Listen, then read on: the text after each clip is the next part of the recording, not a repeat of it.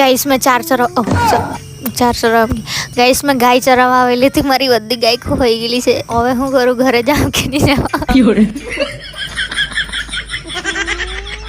So hello, good morning guys. આજે તો અમે એટલા બધા ધતિંગ કરેલા છે ને, જો આગળ વિડીયો સરમાં ચૂડેલ જેવા વાળ લઈને બેસી રહેલી હતી, પણ મારે જવું હતું જાત્રામાં. મેં મારી બેનને રિક્વેસ્ટ કરી છે, ત્યારે મને મૂકવા આવે છે, તો મેં રેડી થઈ ગઈ છું. તે પહેલા એક મારું પાર્સલ આવ્યું હતું, તે લેવા બહાર નીકળીને ખબર પડી કે આજે એટલો બધો તડકો છે કે બહાર ખીચડી બનાવવા મૂકશે તો અત્યારે 5 મિનિટમાં ચડી જાય.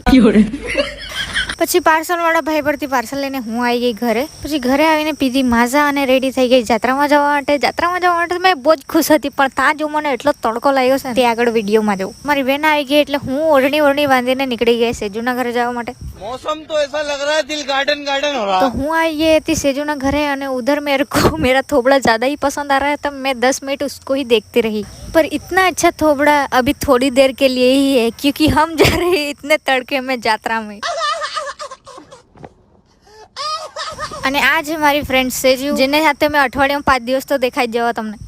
તો અમે તડકામાં જ નીકળી પડીએ આ જાત્રામાં જવા માટે. ગાઈસ, જાત્રામાં બહુ તિલકા લાગે યાર. અમે એન્ટર થઈ ગયા હતા જાત્રામાં. એટલું બધું ખાસ નહીં હતું. ખાસ તો દેદસણ હશે, અહીંયા તો થોડું ઘણું હશે, પણ અત્યારે એટલી બધી પબ્લિક નથી, કેમ કે અમે જ ભુવાટ જાણે છે કે જે તાપમાં આવી ગયા છે. બાકી સમજદાર માણસો સાંજે આવે.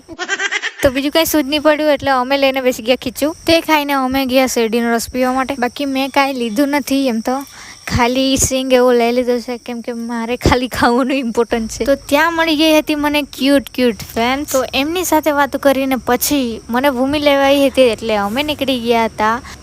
કાં નીકળી ગયા હતા તે બી ભૂલી.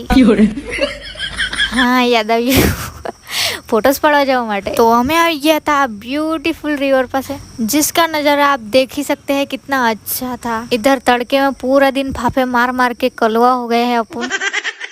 તો ફાઇનલી તમને મેં મસ્ત વ્યૂ બતાવું. એટલું મસ્ત વ્યૂ હતું ને, ઇવનિંગનો ટાઈમ હતો ને, ત્યાં આગળ મસ્ત વ્હાઈટ તેને શું કહેવાય તો મને બી નથી ખબર, પણ તે એટલું મસ્ત બ્યુટીફુલ લાગતું હતું. ઈરાદો તો અમારો ત્યાં જવાનો જ હતો, પણ ત્યાં જવાનો રસ્તો અમને મળ્યો નહીં. એટલે તો આજે આ ફ્રોક કમ કુર્તી કે ફ્રોક કાંઈ સમજ નહીં પડે, મેં મારી ફ્રેન્ડ પર સીવડાવેલું હતું. બહુ જ મસ્ત સીવેલું એણે ને મને બહુ જ ગમે. આ બહુ દિવસ પછી મેં પહેર્યું છે, તો આજે મસ્ત એમાં ફોટોસ બી પડી ગયા.